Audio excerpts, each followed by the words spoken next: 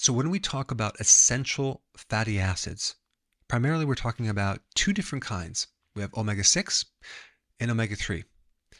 I want to focus on both of them today because we have a big problem. The ratios at which people are consuming the omega-6 to omega-3 are way, way, way, way off. On an average American, they're at 20 to 1 to sometimes 70 to 1 or more. And this introduction of the seed oils are a relatively new thing for humans. And I know people call them vegetable oils, but there's no vegetables in these oils. They're seed oils. So this whole seed oil thing started in 1866 with cottonseed oil. I mean, before this, we used cottonseed oil in lamps as a fuel.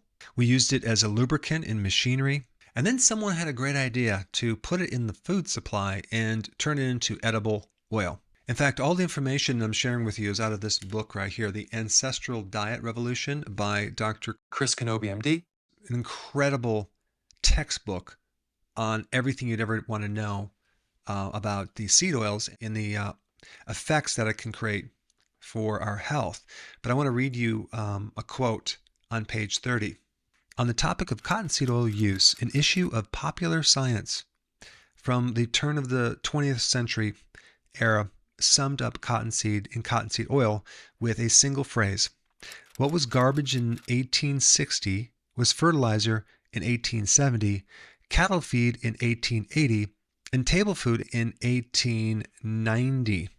There's so many things we have in our environments that are considered waste that we somehow turn it into food. I mean, even toxic sewage sludge is recycled into biosolids and used as fertilizer. You have restaurant grease is recycled and put in the food supply. But let me not divert from this topic. Let's get back to this omega-6, omega-3 fatty acid ratio. We need both of these essential fatty acids, but we definitely don't need it in the imbalanced amounts. Not to mention the source of the seed oils, right? You're talking about using petroleum-derived hexane, which is a solvent in this process, chemical alkalization, bleaching, deodorizing, and you're heating these very unstable oils many different times. And what's really wild about this is roughly about a fourth to a third of all your calories. It's not just in cooking oil, it's in a lot of different things. We already have a problem with inflammation. The number one selling drug on the planet is an anti-inflammatory. And when your fat cell becomes inflamed, that can produce insulin resistance. And then also at the heart of this inflammation, we have a lot of associated mitochondrial dysfunction. The majority of illnesses and disease are in mitochondrial origin. Now, I'll just show you two graphs right here.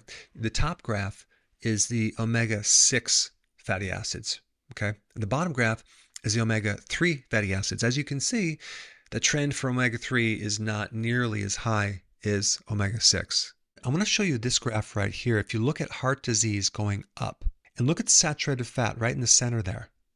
That is not spiking parallel with seed oils. So in other words, we've replaced our saturated fats with seed oils with this false idea that the saturated fats are the problem and the unsaturated fats are the solution. Unsaturated fats do have the capacity to lower cholesterol, but they're not heart protective.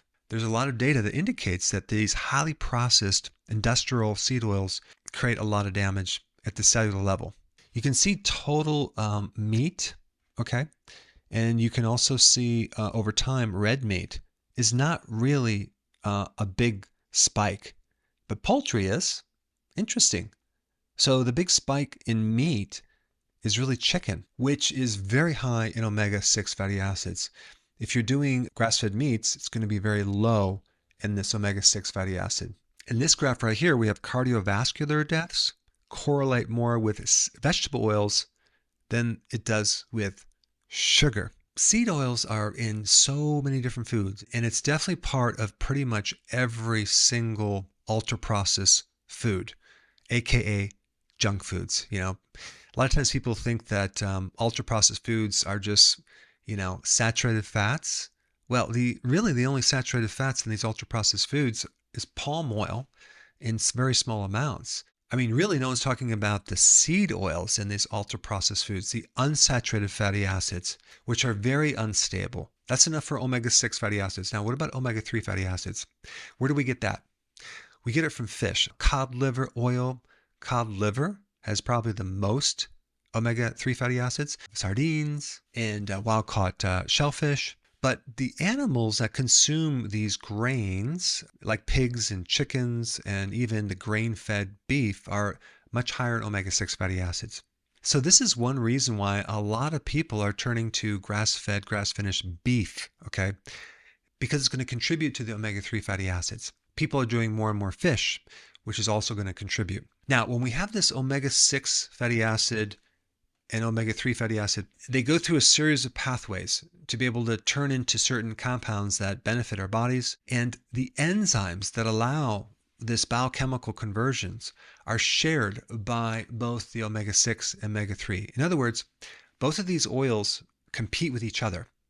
And so if there's any problem in this biochemical pathway, because maybe we are missing cofactors, then you're going to get dysfunctional fats. You're not going to get the benefit of the omega-3, and we're not going to be able to use some of these oils. Now, don't get me wrong, we do need omega-6 as well, but we don't need it in such high quantities. And we also need it from a much higher quality source. So the cofactors that allow this to happen include like magnesium, B2, B3, B6, vitamin C, and this is interesting, insulin.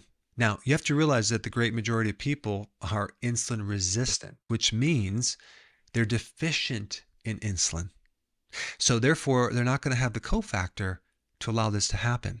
So I really think, based on that data, that if you're doing a lot of seed oils and you're insulin resistant, there's going to be a lot more compounded damage versus if you were to correct insulin resistance through a diet that's low in carb and doing intermittent fasting for a period of time, you're going to be able to utilize more of the benefits of these essential fatty acids and not have dysfunctional problems with them. Primarily, we have like EPA and DHA. EPA is more for inflammation. DHA is really important in cognitive function, attention, focus, learning, and that's going to come from fatty fish and fish oil. Now, there's also a precursor that turns into EPA that's called ALA. Sometimes you'll see in various articles that, consume more flax and chia seed and walnuts if you want to get more omega-3 fatty acids, but they're not talking about EPA. They're talking about the precursor. There's a really important test that measures your omega-6 to your omega-3 fatty acid ratio. And so that way you can actually know if you're okay or not. It'll tell you based on a simple blood spot test where you just take a drop of blood, put it on this little card, send it in. It'll give you more information into what's happening internally in your body. And I highly recommend that test done over time to be able to correct these ratios if they're off. So in summary, start to consume wild-caught fish on a regular basis, like salmon and sardines, things like that. And at the same time, start limiting the amount of omega-6 fatty acids, because never in history have we consumed the quantities and the out-of-balance ratios of omega-6 to omega-3. And I'm going to put a link down below for Dr. Kenobi's book, as well as a link if you wanted to get that test to evaluate. And instead of me taking an affiliate commission, I'm going to share that commission with you as a discount so you pay the least amount possible. So I'll put that link down below. You can get that test and see where you're at. So thanks for watching. And if you have not seen my video on cod liver oil, that's a good one to watch too. I put it up right here.